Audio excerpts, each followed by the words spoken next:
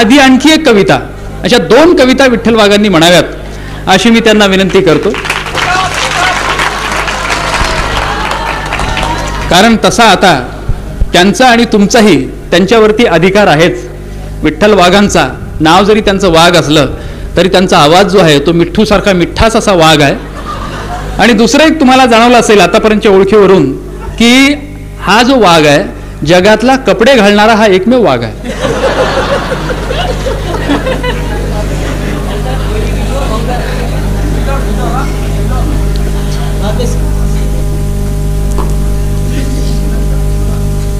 मैदी नावाची एक कविता आपल्याला ऐकवतो. आमचे मित्र बसले आहेत कवी समोर. श्रीमंत आणि चांगल्या घरामध्ये लग्न झालं तर मित्र त्याला विचारतात, आता काय कुठे जाणार, श्रीनगरला का, काश्मीरला का, हनीमून वगैरे काहीतरी प्रकार असतो. खेड्यामध्ये काल लग्न होतं, आज मुलगी घरी येते आणि उद्या काळ्या फणा वेचायला जाते. दारिद्र्य, शृंगार, कष्ट अशी मिश्रित कविता आहे मैदी. तुया हातापायाची मैदी अजून सुकली नाही, तुया हातापायाची मैदी अजून सुकली नाही, तू काळ्या फणा वेचाले नांगरल्यात आली बाई. तुया हातापायाची मैदी अजून सुकली नाही, तू काळ्या फणा वेचाले नांगरल्यात आली बाई. रातचं टपोर चांदणं लुगड्या झेलून अशा उन्हात आलीस खरी, रातचं टपोर चांदणं लुगड्या झेलून अशा उन्हात आलीस खरी. तव्यावर भाकर अशीच करपते पुरी, तव्यावर भाकर अशीच करपते पुरी. काल काल सय संध्याकाळी डोळ्यात काजळ घालता वक्ती तुह मन भल कसं हरकलं. काल सय संध्याकाळी डोळ्यात काजळ घालता वक्ती तुह मन भल कसं हरकलं. आरशाचंही जरासक तळकलं, आरशाचंही जरासक तळकलं. धन्याचा मोरपंखी हात त्याहून अल्लाद फिरला, धन्याचा मोरपंखी हात त्याहून अल्लाद फिरला. भोवतीच्या अंधारात इंद्रधनुष्यानं फेर धरला, भोवतीच्या अंधारात इंद्रधनुष्यानं फेर धरला. त्यानंच हे काजळ असं घट झालं नशीन, त्यानंच हे काजळ असं घट झालं नशीन. काया मातीले खिनभर त्याचं पिस लागलं असेल, काया मातीले खिनभर त्याचं पिस लागलं असेल. त्याच डोळ्यात तेल घालून येच आता फन धारदार, त्याच डोळ्यात तेल घालून येच आता फन धारदार. नाही तर मैदीच्या पायातून येईल रक्ताची धार, नाही तर मैदीच्या पायातून येईल रक्ताची धार. तुह पावलई पाय मुलखा न्यारा असं सकवार, तुह पावलई पाय मुलखा न्यारा असं सकवार. या चिकन मातीचे ढेकले खन्नकच फार, या चिकन मातीचे ढेकले खन्नकच फार. पायजो पायजो म्हणता म्हणता गेलीच पायातने, तरी पण तुया डोळ्यात कसं आलं नाही पाने, तरी पण तुया डोळ्यात कसं आलं नाही पाने. जखम झाल्या पायावर पदर तरी ठेव, जीवाचाही कसा तुले लागत नाही भेव, जीवाचाही कसा तुले लागत नाही भेव. तुले वाटलं तरी तुवा धनी येणार नाही, तुले वाटलं तरी तुवा धनी येणार नाही. दूर गेल्या वखरा लोक तुही हाकही जाणार नाही, दूर गेल्या वखरा लोक तुही हाकही जाणार नाही. कोण्या मुलखात रायत बिचारे गालातच हासत, मले तर गळ्यातून मुलखाणारेच दिसत. कोण्या मुलखात रायत बिचारे गालातच हासत, मले तर गळ्यातून मुलखाणारेच दिसत. काव काव ढेकुल तुले नवरीवाणी दिसते, काव काव ढेकुल तुले नवरीवाणी दिसते. रक्ताचा थेंबही त्यावर मैदीवाणी हसते, रक्ताचा थेंबही त्यावर मैदीवाणी हसते, मैदीवाणी हसते, मैदीवाणी हसते. एक टिफन कविता आहे.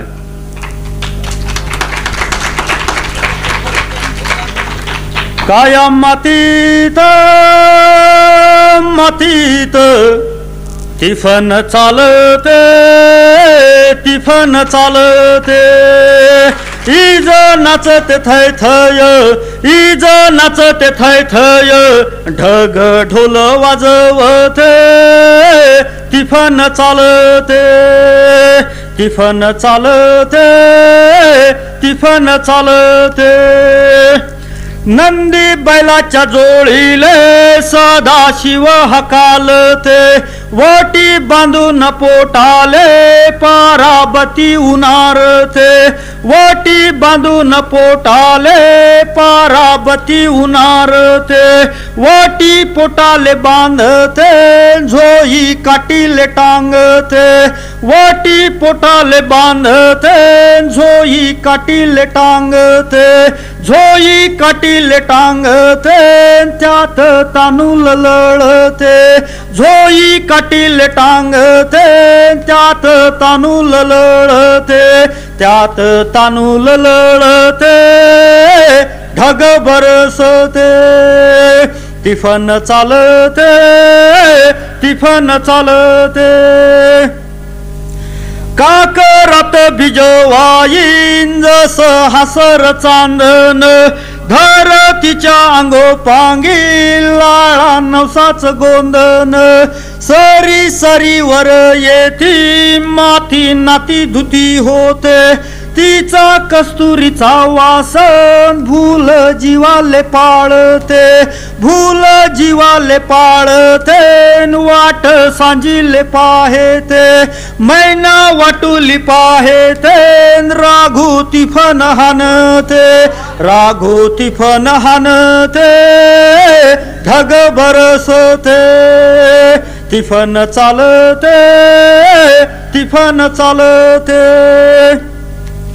वाला टाकती तिफन शीतू वखर पाहेते पाणी भिजल ढेकुल लोणी पायाले वाटते पाणी भिजल ढेकुल लोणी पायाले वाटते काया ढेकलात डोया हिरव सपन पाहेते डोया सपन पाहेते काटा पायात रुतते डोया सपन पाहेते काटा पायात रुतते काटा पायात रुतते लाल रगत सांडते लाल रगत सांडते हिरव सपन फुलते हिरव सपन फुलते ढग बरसते तिफन चालते तिफन चालते काया मातीत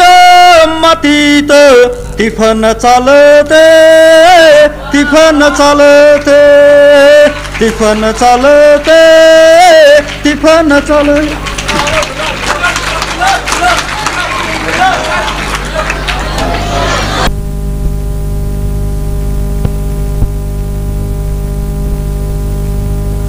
भारतीय साहित्य संमेलनात त्यांची कथा सर्वोत्कृष्ट ठरली असा अभिप्राय लोकमत जळगाव लोकसत्ता महाराष्ट्र टाइम्स मुंबई सकाळ इत्यादी वृत्तपत्रांनी व्यक्त केली आहे.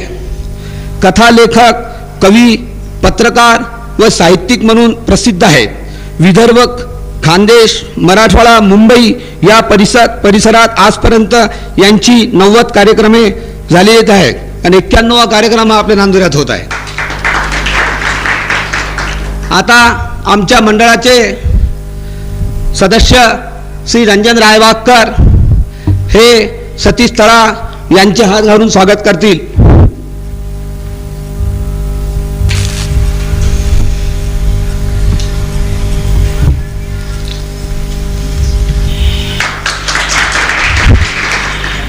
आता मी श्री सतीश तराळ यांना विनंती करतो की त्यांनी आपल्या कथाकथनाच्या कार्यक्रमाला सुरुवात करावी.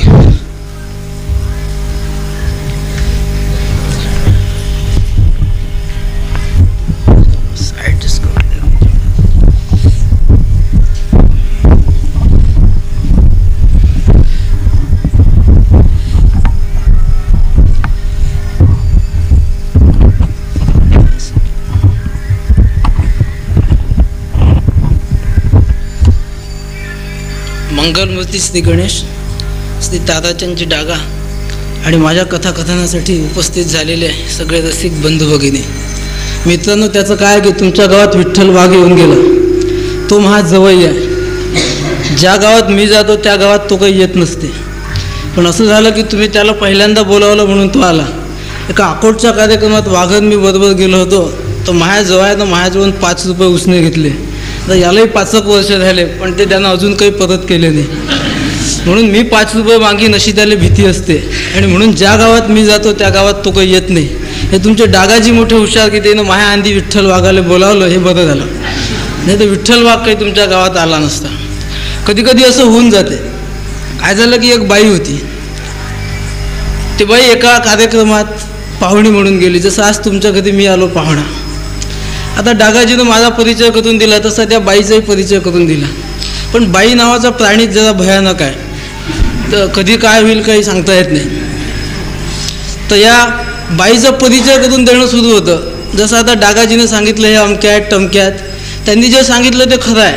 त्याचं कारण असं आहे की मीच त्यांना ते सांगितलेलं आहे.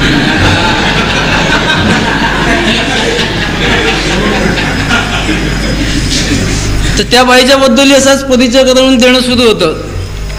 तर आता डागाजीनं माझा परिचय करून दिला, तसा परिचय करून देणारी बाई म्हणाली की आजच्या आपल्या ज्या मुख्य पाहुण्या बाई आहेत ह्या फार मोठ्या विद्वान आहेत. आता डागाजी माझा परिचय करून देत होते आणि मी गप्प बसलो होतो. पण ही बाई काही गप्प बसलेली नव्हती. इकडे परिचय करून देणारी बाई म्हणाली की आजच्या आपल्या मुख्य वक्त्या बाई ह्या फार विद्वान आहेत. ती मुख्य पाहुणी बाई म्हणाली कच्ची आहे आपली थोडी थोडी. पुन्हा ती परिचय करून देणारी बाई म्हणाली की आपल्या आजच्या ज्या मुख्य वक्त्या बाई आहेत यांचं वाचन फार दांडगं आहे. ही बाई पुन्हा म्हणाली कच्ची आहे आपली थोडी थोडी. मग ती पुन्हा बाई म्हणाली की आजच्या आपल्या मुख्य वक्त्या मुख्य पाहुण्या बाई ह्या फार मोठ्या थोर समाजसेविका आहेत. ती बाई म्हणाली कच्ची आहे आपली थोडी थोडी. शेवटी ती बाई म्हणाली की आजच्या आपल्या मुख्य पाहुण्या ह्या एक महान पतिव्रता आहेत. ती बाई म्हणाली कच्ची आहे आपली थोडी थोडी. तशा गमती जमती नेहमीच घडत असतात.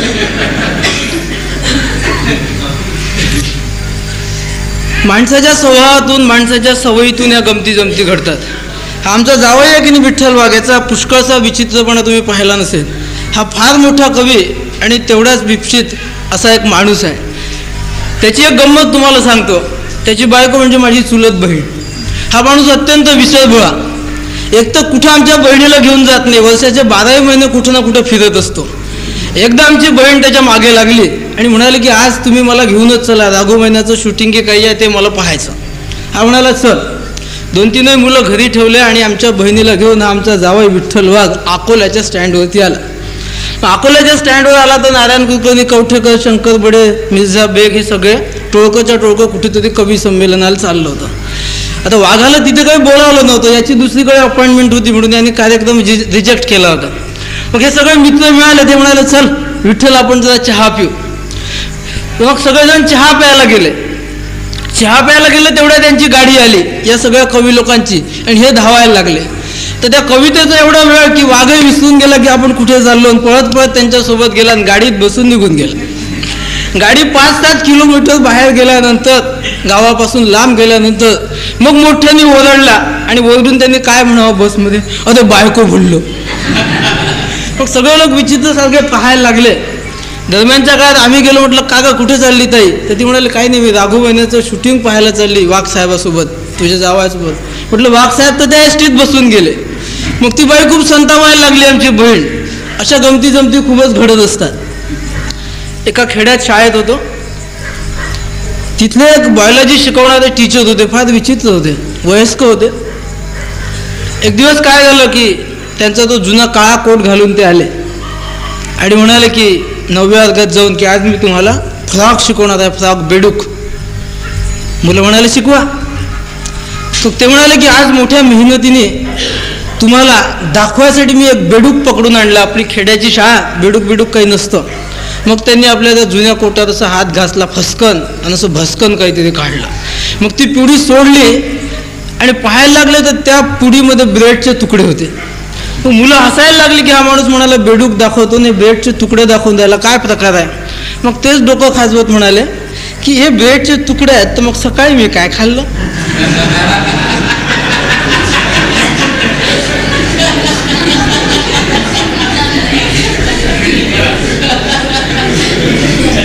असे विचित्र माणसं असतात.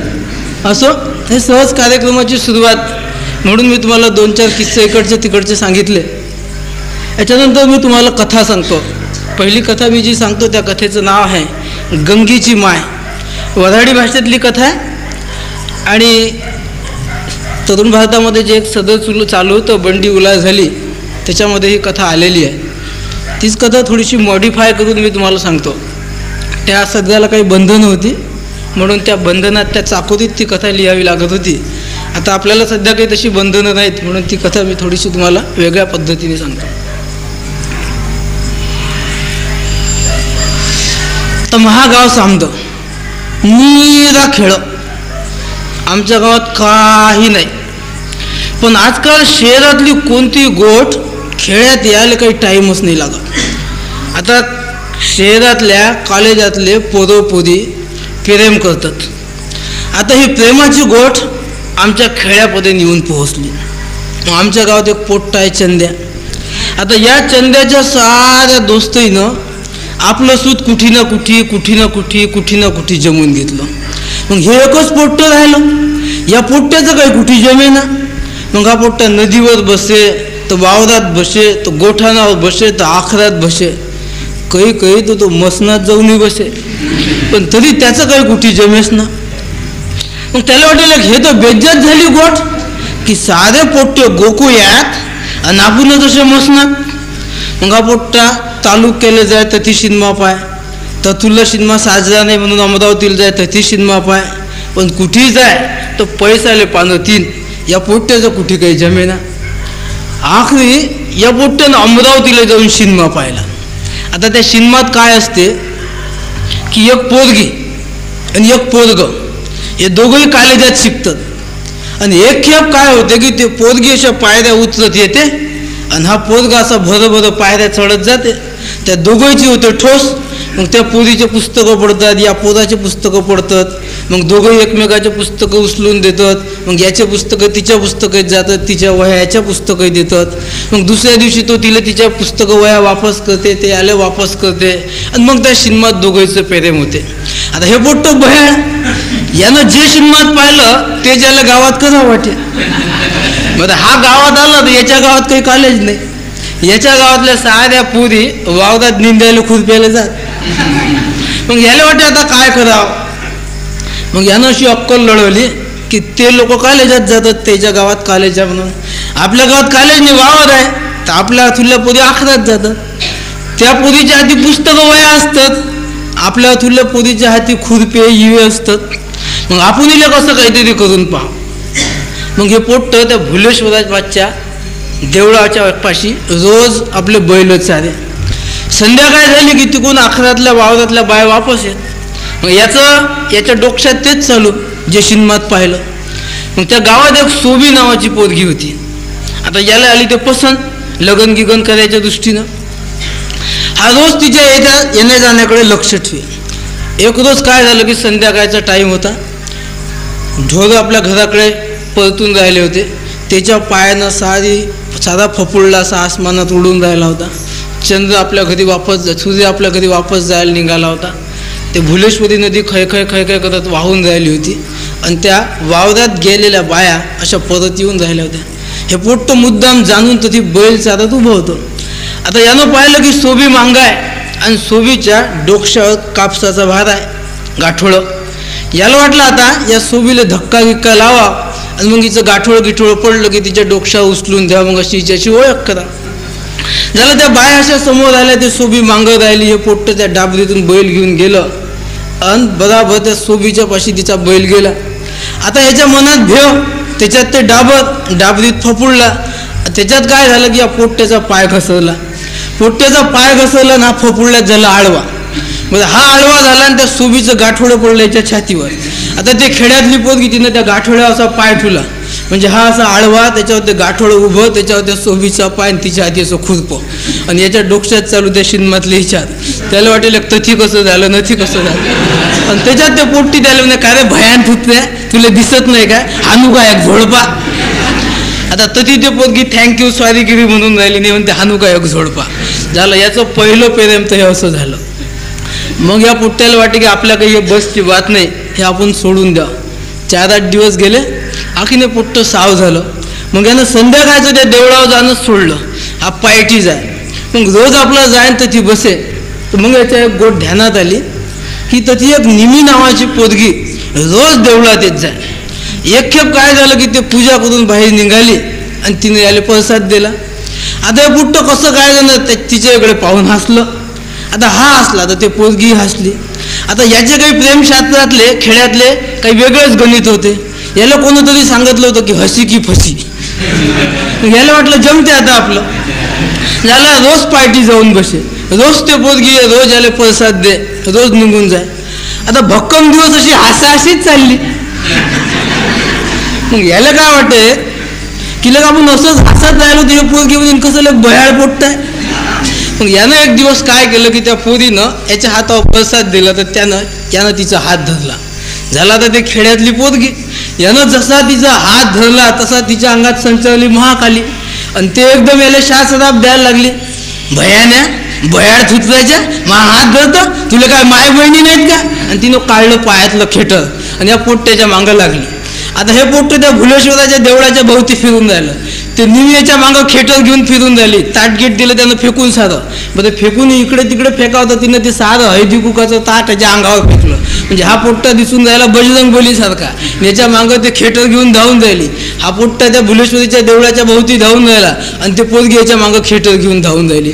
आखरी धावता धावता यानं उडी मारली तरी ती पोरगी धावूनच धावून राहिली. मग हा आपल्या घरी चालला गेला. मग याला वाटतं की सिनेमातल्यासारखं आपल्या दोस्तीसारखं आपल्याला काही जमत नाही, आपण हा धंदा सोडून द्या. अखिल 15 दिवस गेले. मग या पोट्ट्याच्या मनात विचार आला की त्या कबीरानं आपला नान सोडला काय. तो कबीर एक खेप पाण्यात उभा होता. पाण्यात इचू वाह्यात आला. कबीराला वाटलं की या इचूवाले वाचवलं पाहिजे. मग कबीरानं तो इचू हातावर घेतला. तो इचू कबीराला डसला. तो डसला तर खाली पडला. आखीन कबीरानं उचलला, आखीन डसला, आखीन पडला. असा तो इचू 14 खेप कबीराला डसला आणि 14 खेप कबीरानं उचलला तरी तो इचू वाचवला आणि पाण्याच्या बाहेर आणून काठावर सोडला. मग या पोट्ट्याला वाटते की कबीराला त्याला इचू डसला, आपल्याला तर अजून काही झालंच नाही, मग आपण काहून आपला नान सोडावं. आखीन या पोट्ट्यानं आपला उद्योग सुरू केला. मग रोज आपला हा भुलेश्वरावर दे. आता याचं कुठे काही जमेस ना तर यानं मरी मायला दही भाताचं बोनं कबूल केलं. बजरंग बलीने नारळ कबूल केलं तरी बजरंग बली काही याला पावेस ना. एक दिवस कंटवना बजरंग बलीला म्हणे, अरे बा बजरंग बली तू राय ब्रह्मचारी पण आमचं तर कुठे जमू दे काही. तरी बजरंग बली काही त्याला पावेस ना. मग आखरी यानं भुलेश्वराला 1.25 रुपयाचे पेढे कबूल केले आणि जो जे पोट्ट संध्याकाळचं भुलेश्वरावर येऊन बसे. आता दिवाळी होऊन गेलती, पिकं जवान झालती, बोरी पिकल्या होत्या, तुरी भरल्या होत्या, गव्हानं अंग धरलं होतं, साधं हिरवं गार दिसे. ते भुलेश्वरी नदी अशी वैनं घेत घेत घेत संध्याकाळची जाय तर ती सारं मस्त वातावरण होतं. पण या पोट्ट्याला की नाही उदासच वाटे. याच्या एक दिवस ध्यानात आलं की शिप्याची गंगी रोज संध्याकाळची वावरातून आल्यावर पाण्याला येते. आता शिपीची या गंगीची माय सावतर, तिच्या मायचा गावात मोठा बोलबाला. मग पहिलं त्या पोट्ट्याला भेवच लागे. त्या गंगीच्या मायचं मोठं नाव होतं. तिने काय ड्रायव्हरचे दात पाडले होते. म्हणजे आता सांगा ते बाई कशी अशी. आणि एक खेप तर यानंच पाहिलं होतं की गंगीच्या मायचं आणि गंगीच्या बापाचं एक खेप भांडण चालू होतं. म्हणजे गंगीची माय दाठ्याच्या अंदर, गंगीचा बाप बाहेर. आता गंगीचा बाप म्हणजे असा बारकान व्हायला, गंगीची माय ह्या टुनटून. आणि त्या गंगीच्या बापानं गंगीच्या मायचा असा धरला हात आणि तो तिला म्हणे होय घराच्या बाहेर. आता तिनं ऐकलं आणि एक झटका मारला. हा गंगीचा बाप म्हशीच्या शेणात जाऊन पडला. आता हे गोट या चंद्यानं डोळ्यानंच पाहिली होती. म्हणून ते गंगी रोज पाण्याला ये, पण हा याची काही हिंमत होय ना. म्हणजे ते गंगी दिसली की याला मागचे 2 प्रसंग आठवत की आपण त्या फपुळल्यात पडलो, आपल्या छाताळ्यावर ते गाठोडं पडलं, त्याच्यावर त्या सोबीचा पाय आणि त्याच्यावरून खुरपं. मग त्याला काही स्वप्नात ते निमी दिसे की ते आपल्या मागं धावून राहिली, आपण बजरंग बली झालो आणि जसं आपल्या मागं सारं गाव धावून राहिलं असं त्याला मनातल्या मनात स्वप्नात वाटे. म्हणून त्याची इच्छा त्या गंगीच्या इकडे पाहायची काही होय ना. पण एक दिवस काय झालं की त्या गंगीनंच याला पाहिलं आणि जाणून त्या गंगी तिचा रस्ता सोडून अशी घाटावून चढत आली. चढत आली तर हा पोट्टा इकडे तिकडे पाहून राहिला. याला तर वाटून राहिला भेव की बा आपण काही केलं नाही काही नाही, गंगी आपल्या अंगावर काहून येऊन राहिली. मग ते गंगी तथी आली आणि त्याला म्हणे काय होते चंद्या एकलाच बसला काय. यानं कसं काय त्यानं म्हणून दिलं, नाही तर आम्हाला बसवलं कोण आहे. मग झालं. मग असं यानं म्हटलं तर ते पोट्टी हसली आणि चालली गेली. मग रोज तिनं आपला रस्ता बदलवला. मग रोज ते घाटवणे. मग झालं चंद्याचं तिचं बोलणं चाललं. एक दिवस चंद्याला ते म्हणे मला चिचीचा फुल्लच पाडून देतं काय. मग चंद्यानं तिला चिचीचा फुल्लच पाडून दिलं. मग आणखीन काही दिवस गेले ते म्हणे चंद्या मला चिचीचे बाटकं देतं काय. मग चंद्यानं तिला चिचीचे बाटकं दिले. मग असेच दिवस जात गेले. हे तथी बसत चिचा खात फुल्लोर खात गप्पा गोष्टी करत याची दोस्ती वाढतच गेली. एक दिवस काय झालं की ते गंगे घाटावून चढत चढत आली आणि तिच्या डोक्यावरची घागर खाली पडली. तर घागर खाली पडली आणि फुटली. मग ते पोट्टी लागली लढायला. म्हणजे आता माझी सावतर माय मला ठोकीन पन्नावीन. मग हा काय म्हणे की गंगे मी तुला नई घागर आणून देतो. म्हणजे नाही माझी माय मोठी कुबल आहे म्हणे तिला नई घागर ओळखून.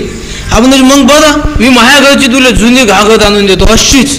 मग पोट्ट गेलो घरी.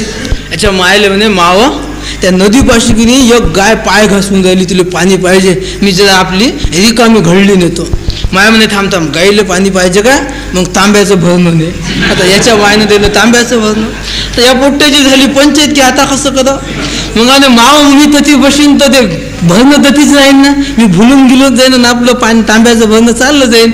मग या पोट्ट्यानं मायला असं म्हटलं पटकन घडली घेतली त्याच्यातलं पाणी सांडून दिलं आणि धावत धावत ते पोट्ट आलं. मग गंगेला त्यानं घागर दिली. गंगेनं भरून आणली. पाणी भरताना त्याचा बुडबुड आवाज झाला. तिने डोक्यात घेतली ते घागर घाट चढून आली. मग ते घरी गेली. आता या दोघांचं असं चालू. आता खेड्यात गोठी मालूम व्हाले टाईम तरी कोणता लागते. मग एक दिवस असे गोष्टी करून राहिले तर हा तिला म्हणे गंगे तू अति येतं आपण बसतो गप्पा गोष्टी करतो पण तुझ्या मायची मला मोठी भीती वाटते. मला सपन पडते आणि माझ्या स्वप्नात तुझी माय येते आणि मला सपासप देते. ते म्हणे चंद्या माय तर आहे तशीच पण आता प्यार किया तो डर ना क्या. त्याला असे काही दिवस निघून गेले. आणि एक दिवस हा चंद्या काही कामासाठी अमरावतीला गेला. आता अमरावतीला गेला तर हा घाई गर्दीने वापस आला. कामून की संध्याकाळचा टाईम चुकला नाही पाहिजे पण तरी याला उलसाक टाईम झालताच. मग हे गंगीत येऊन बसेल म्हणजे अंधार झाला तर त्याला काही दिसे ना कोण बसेल आहे. तर रोज जशी गंगी बसेल तर ती कोणतरी बसलेलं दिसलं. मग हा आला गंगे तुला येऊन लय टाईम झाला का. एक नाही दोन नाही. गंगे म्या तुझ्यासाठी पोंगा पंडित आणलं ना. एक नाही दोन नाही. गंगे आपण रिनमोचनच्या जत्रेला जाऊ ना. एक नाही दोन नाही. गंगे मी तुला शिमला दाखवीन ना. एक नाही दोन नाही. मग यानं त्या गंगीचे असे मागून डोळे झाकले. डोळे झाकले तर तो आकार यायला त्याचा मोठा वाटला. म्हणजे पोट्ट बुजाळलं आणि मांगं झालं त्याचा फसकन कोणतरी हात पकडला आणि चंद्या पाहते तर तशी गंगीची माय बसेल. झालं चंद्याची तर बोबडीच वळली आणि पांडाफट झाली. अशी जी कथा मी तुम्हाला सांगितली गंगीची माय याला धक्कांतिका म्हणतात. ओ हेनरी नावाचे इंग्रजी लेखक होऊन गेले. त्यांनी हा कथा प्रकार रूढ केला. तरुण भारताने अशा प्रकारच्या धक्कांतिका पुष्कळ प्रकाशित केल्या. त्याच्यामध्ये सहज म्हणून मी एक कथा लिहिली होती. ती कथा मी तुम्हाला सांगितली.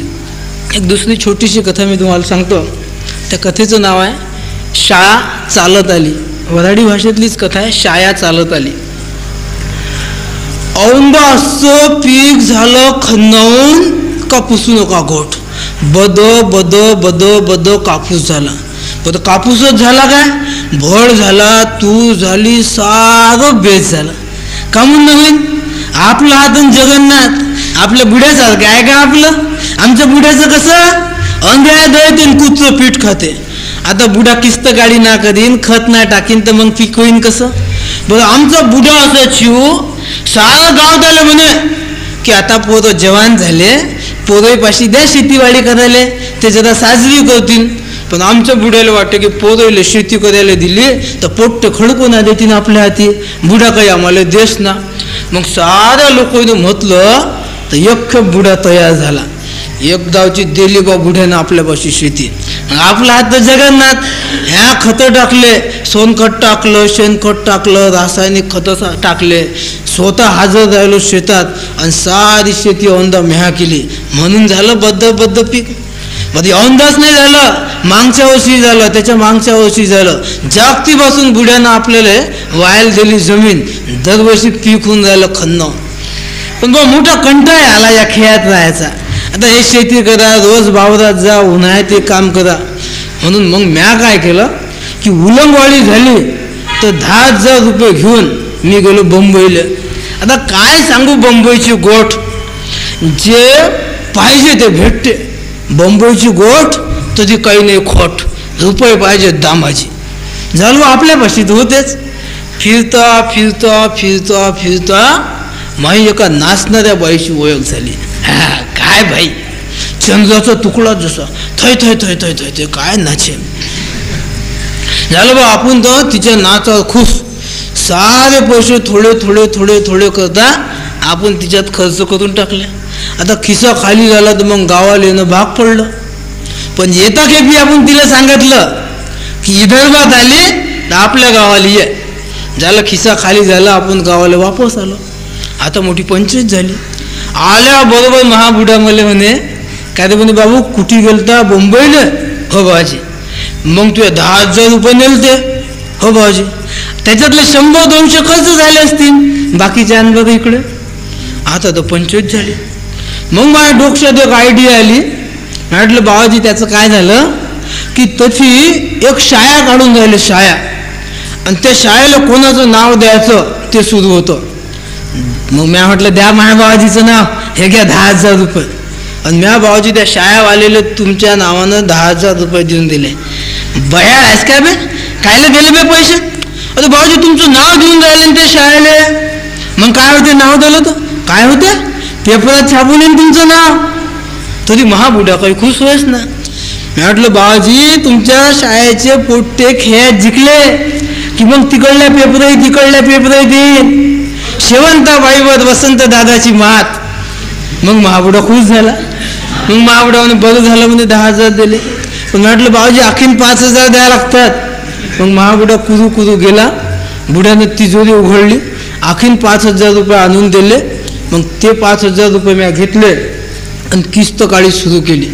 मग किस्त काळी झाली, पेरण्या झाल्या, पावसाळा गेला, दिवाळी गेली. आणि एक रोज मी वावरात गेलो. आणि वावरातून वापस आलो. हातपाय धुतले, दिवाणखान्यात आलो तर महाबुढा तखत पोसावर बसेल. ह्या एवढ्याने डोळे करे. मला म्हणे का रे बाबू, तू उन्हाळ्यात बंबईला गेलता? मी म्हटलं हो गेलतो. तर ती एका शाळेले 10,000 रुपये आंधी आणि 5,000 रुपये मागून दिले. मी म्हटलं हो दिले. त्या शाळेला ते महानाव देणार आहेत? मी म्हटलं हो देणार आहेत. मग म्हणजे बाबू जरा मागव पाय बरं. मी मागव पाहतो तर ते नाचणारी बाई तयार होती. मग महाबुडावने बाबू मग आता हिनं तर ती चूप बसाव की नाही, तर तिला आमचं काहीच नाही समजून राहिलं. ते काय म्हणते, दादाजी आपके बेटे बडे दिलदार है, हमको 10,000 रुपये दिए. मग महाबुडा माझ्याकडे एवढ्याला डोळे करून पाहिजे. मग महाबुडावने बाबू आता ते या शाळेला दिले तेवढे पैसे जाऊ दे, पण आता म्हातारपणी या शाळेला महानाव काही देऊ नको.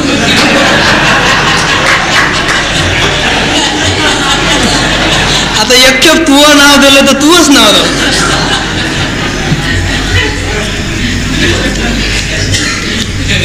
ही एक धक्कांतिकाच होती. सुरुवातीला तुम्हाला 2 धक्कांतिका सांगितल्या. याच्यानंतर मी तुम्हाला एक कथा सांगतो. ती एका शाळेची गोष्ट आहे. आजकाल आपलं सरकार मागेल त्याला शाळा देऊन राहिलेलं आहे. या शाळांचा दर्जा कसा असतो त्याच्यावरची एक कथा मी तुम्हाला सांगतो. हीच कथा मी जळगावच्या साहित्य संमेलनात सांगितली होती. हीच कथा मी मेहकरच्या साहित्य संमेलनात सांगितली होती. पु ल देशपांडेंना ही कथा खूप आवडली. आता डागाजींना मी पुलंचं पत्र दाखवलं. तुम्हालाही ती कथा आवडेल या विश्वासाने मी तुम्हाला ती कथा सांगतो. मी जेव्हा ती BSc झालो आणि गावात आलो तर महाबुढा मले म्हणे, बाबू म्हणे आता शेकणं बंद कर. मी म्हटलं का बाबाजी, मी काय शेकून राहिलो, पोया का भाकरी? महाबुढा म्हणे तू ते अमरावतीला शिकायला असतं आणि प्रत्येक महिन्यात तुला 400 रुपये धाडा लागतात आणि शेकत नाही तर काय होते? मग माझ्या ध्यानात आलं की बुड्याची कुठे शेकून राहिली.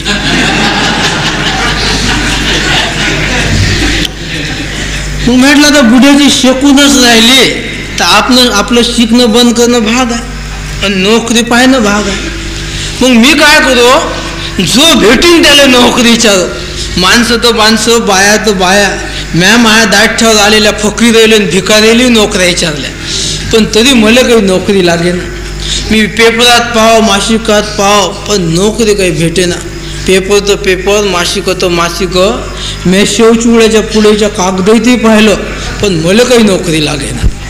मग एक रोज काय झालं, मी अमरावतीला गेलो मार्कलिस्ट आणाले. मार्कलिस्ट घेतली, त्या राजकमल चौकातून वापस चाललो तर माझ्या वर्गातला दर्ण्या मला भेटला.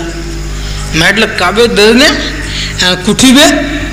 तर हा दर्ण्या मला काय म्हणे, बाबू म्हणे मी मास्तर झालो म्हणे. आता हे पोट्ट मला मास्तर झाल्याची गोष्ट असं सांगून राहिलं की जसं एक कलेक्टर झालं. बरं, त्याचाही मला अचंबा नाही वाटला.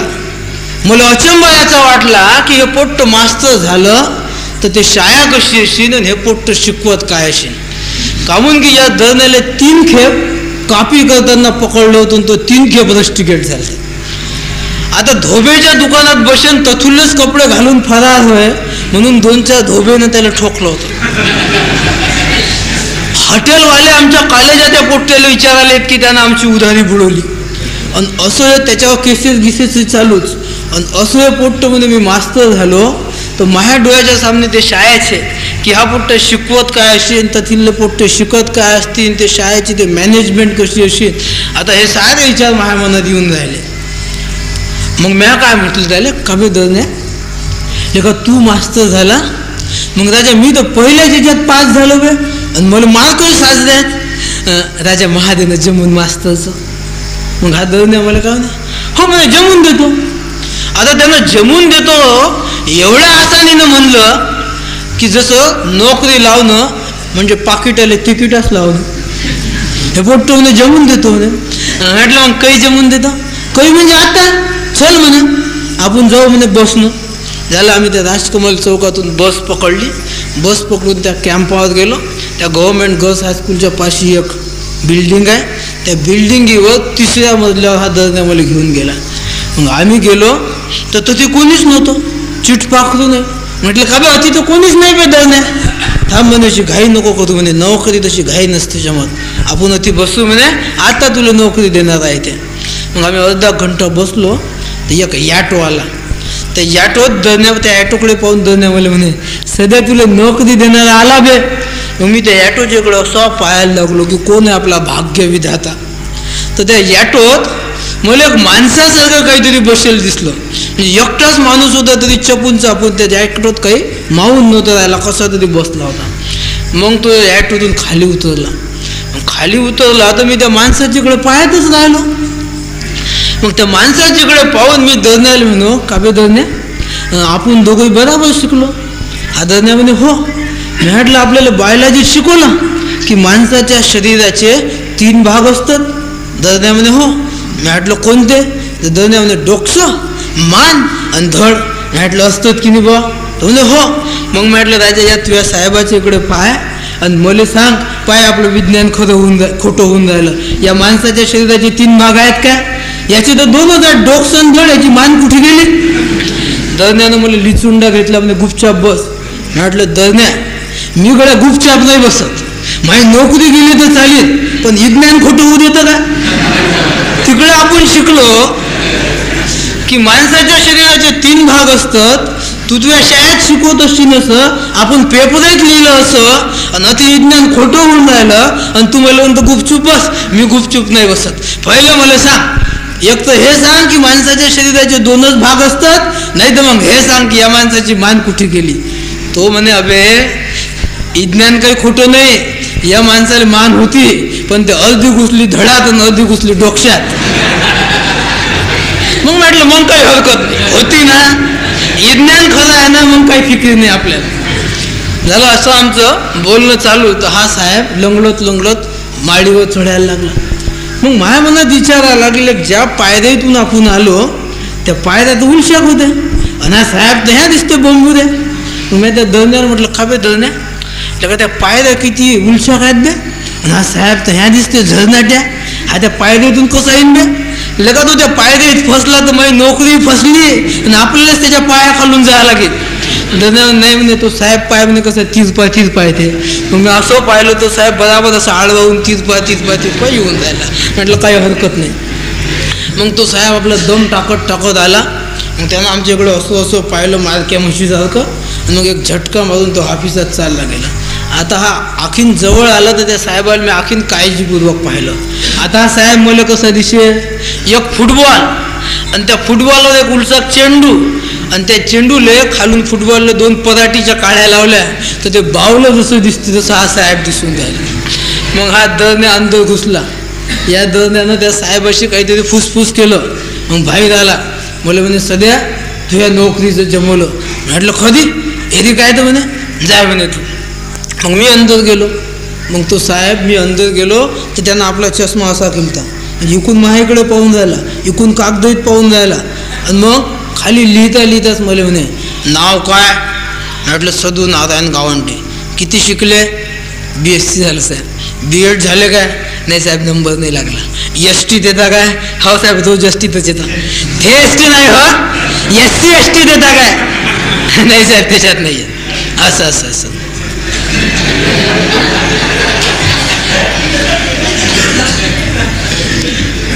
मग हा साहेब मला म्हणे 700 रुपयावर सही करायला लागेल. म्हटलं बरं साहेब. मग खाली पाहून म्हणे 300 रुपये हातात भेटतील. मग मी थोडासा विचार केला काही भेटेन आले हातात भेटते की नाही. तेवढीच आपल्या बुड्याची शेकणं तर बंद होते. म्हटलं बरं साहेब खेड्यात जावं लागेल. हो जाईन साहेब. मग तुम्ही असं करा त्या वर्धा जिल्ह्यात ठिपरी नावाचं गाव आहे तर ती झालं तुम्ही मास्तर झाले. आता मला असं आश्चर्य वाटे की लेकांना आपली मार्क लिस्ट नाही पाहिली, आपण पास आहो की नापास आहोत हे नाही पाहिलं आणि ज्यामध्ये तुम्ही मास्तर झाले. आपली गंमत तर नाही करून राहिला. मग महागाई तिथून उठायला मन होईना. मग त्या साहेबांना ओळखलं. तो म्हणे जा तुम्ही मास्तर झाले. म्हटलं साहेब मी ऑर्डर तुमची ऑर्डर म्हणे तथीच पाठवून देऊ आम्ही. तुम्ही असं करा तथी जा कॉपरेटिव्ह बँकेत खातं काढा. पासबुक चेकबुक चेकावर सह्या करून ते सारे चेक आमच्या हेडमास्टरपाशी द्या. मग ते भेटल्याचं हेडमास्टरनं आम्हाला इकडे कळवलं की मग आम्ही तुमची ऑर्डर पाहू आणि मग तुमची मार्क लिस्ट आमचा हेडमास्टर तथीच पाहिजे. मग माझ्या ते सारं गणित ध्यानात आलं. मग मी बाहेर आलो. म्हटलं दरण्या वा गळ्या खरोखरच जमवलं गळ्या तुझ्या महानोकरीचं झाला. का मला नोकरीवर जायची अशी घाई झाली ती. मी दुसऱ्या दिवशी बेड बिछाना बांधला आणि त्या ठिपरी नावाच्या गावात मी हाजीर झालो. आता मला माहीत आहे की अख्ख्या होल इंडियात कुठेही शाळा 7:30-7लाच उघडतात पण त्या ठिपरीत मी 6 वाजता दाखल झालो. आता मी त्या गावात गेलो तेव्हा त्या गावातले माणसं तर काय कुत्रेही झोपेल होते. खेड्यात दिवस मोठा मस्त निघते. एखादं पहिल्यांदा कोंबडं वर येते मग एखादं कुत्रही लावते. तसं ते कुत्रे लावणं सुरू झालं. मग पोट्टे सुट्टे उठायला लागले. मग बाया माणसं उठायला लागले. मग खेड्यातला पायटचा एक कार्यक्रम असते एकसूत्री कार्यक्रम. मग बाया हाती घेत इकडे जात, माणसं हाती घेत इकडे जात. पण त्याच्यातही मला मोठं समाधान वाटलं की त्या एकसूत्री कार्यक्रमात शिस्त होती. म्हणजे शिस्त कशी की इकडली बाई इकडे गेली नाही आणि इकडला माणूस इकडे गेला नाही तर मोठी पंचायत झाली असती. पण तो खेड्यातला तो कार्यक्रम सुरू झाला. मग तो कार्यक्रम आटोपला. मग पोट्टे सुट्टे उठायला लागले. मग पोट्टे डाबडुबली खेळायला आले. तर मी ज्या झाडाच्या खाली बसलो होतो तर तिथे पोट्टे आले. आता मी इकडे तिकडे बसायला पाहिलं तर काही बसायला नव्हतं. तर एका गोट्यावर मी बसलो. मग हे पोट्टे आले खेळायला लागले. मग भुरू असे माझ्याकडे पाहत. मग एका पोट्ट्याला मी विचारलं बाबू तुला शाळा माहीत आहे का. एका पोट्ट्याला विचारलं तर सारे पोट्टे माझ्याभोवती गोळ्या झाले. मग माझ्या प्रश्नाचं उत्तर द्यायचं तर राहिलं. ते पोट्ट मला म्हणे तुम्ही पेन विकणार आहे बा. म्हटलं नाही मी पेन विकणार आहे. मग दुसरं पोट्ट मला म्हणे मला मालूम आहे तुम्ही इंजेक्शन देणार आहे बा. म्हटलं नाही मी इंजेक्शन देणार आहे ना. मग तिसरं पोट्ट म्हणे मग कोण व्हायची तुम्ही. मग मी कालच गेलो ताट करून म्हटलं मी तुमचा नवा मास्तर हो. मग ते दुसऱ्या पोट्ट्याला लिचुंडा घेऊन म्हणे हा कसा बे मास्तर लेका याचे लंबे केस पाय याच्या दाड्या मिशा पाय हा लेका मास्तर कायचा बे. हा तर लेका रिंग मास्तरच दिसते. आता मला साधं ऐकू येऊन राहिलं, पण मी काही बोलून नाही राहिलो. मग मी आता पोट्टेल म्हटलं, मला दाखवता का तुम्ही शाळा? तर ते पोट्टेनाथ भाऊसाहेब, आत्ताच जाऊन तुम्ही काय कराल म्हणे, शाळा तर दुपारून असते, तुम्ही पार्टी झाले. म्हटलं आता तो 25 झाले. मग मी आखीन घंटा 2 घंटे तशीच बसलो, त्या पोट्टीचा खेळ पाळत बसलो. आता मधात ज्या पोट्ट्याला फुसत असे तो पोट्टा येऊन मला काही विचारे, कोणी विचारे लग्न झालं काय, कोणी विचारे किती लेकरं आहे, कोणी विचारे तुमची सासूबाई कुठची आहे, असे त्या पोट्ट्याचे चिल्लर चाललं प्रश्न सुरू. मी आपला काही 11 वाजता त्याची वाट पाहून राहिलो. मग 10 वाजत आले तर मी त्या पोट्टेला म्हणलं, काही पोट्टे गेलते काही दुसरे आलते. म्हटलं का रे आता मला शाळा दाखवता का? मग ते पोट्टे चला म्हणे गुरुजी आता तुम्हाला शाळा दाखवतो. झालं त्या पोट्टेच्या सोबत मी चालत आलो तर ते पोट्टे म्हणे गुरुजी हे शाळा. आता त्या पोट्ट्यानं शाळा दाखवली तरी मी आपला इकडे तिकडे भिरी पाह. मग मी आखीने विचारलं कुठे आहे ते शाळा? ते पोट्टे म्हणे हिंगे हे काय होय? तरी मला काही दिसेच ना. ते पोट्टे म्हणे गुरुजी हे तरी मी आखीने विचारलं हा कोणती होय? मग एक पोट्ट बोललं खिचडू आलं. ते पोट्ट बोललं गुरुजी तुम्ही काय भोकणे काय हो? म्हटलं नाही बा भोकणं विकणं तर नाही. मग हे तुम्हाला बोर्ड नाही दिसून राहिलं म्हणजे शाळेचं? आता बोर्ड मलाही दिसून राहिलं होतं, पण मी कामून 3 खेप विचारो कामून की ते बोर्ड असं तिरप होतं. आणि मला काय वाटतं की रात्री वारं वायदन सुटलं असेल आणि शाळेवरचं बोर्ड येऊन पडलं. कामून की त्या बोर्डाच्या खाली जे होतं ते शाळेसारखं बिलकुल नव्हतं. त्याची लंबीच्या लंबी एक पडवी होती. त्या पडवीत गाई म्हशी बैल बकऱ्या साधे ढोरं बांधलेले होते. त्याचं शेण मूत्र साधं तथी पडेल होतं. घमघम वास येऊन राहिला होता. आणि त्या कोठ्यावर एक पाटी लावलेली होती जगतपाल सिंग विद्यालय. आता म्हणून मला काही खरं ना वाटे, म्हणून मी या पोट्टीला 3 खेप विचारलो. तर हे पोट्टे मला म्हणून तुम्ही भोकणे आ काय? तर मग मी त्याला म्हटलं की बाबू आता शाळा हे तर माझ्या ध्यानात आलं, पण मला एकच गोष्ट सांग की या शाळेत विद्यार्थी हेच आहेत का जे आता आहेत ते? तर तो नाही म्हणे गुरुजी हे विद्यार्थी म्हणे आता 10-10.5 लोकच असतात म्हणे. हे त्या शेरसिंगच्या आपल्या शाळेच्या अध्यक्षाचे ढोरो आहेत म्हणे. आधी म्हणे डबल शिफ्ट चालते म्हणजे रातचा गोठा आणि दिवसाची शाळा. आता म्हणे तो वाघाड्या येईन म्हणे. मग हे साधं ढोरं सोडून घेऊन जाईल. मग गोठा झाडून झुडून चक करीन. त्या तिकडे म्हणे काही बेंच भरलेले आहेत ते आणून ती ठेवून देईन. ते मंदातला दरवाजा उघडून आखीन म्हणे 2-4 अशा छपऱ्या आहेत त्याच्यात वर्ग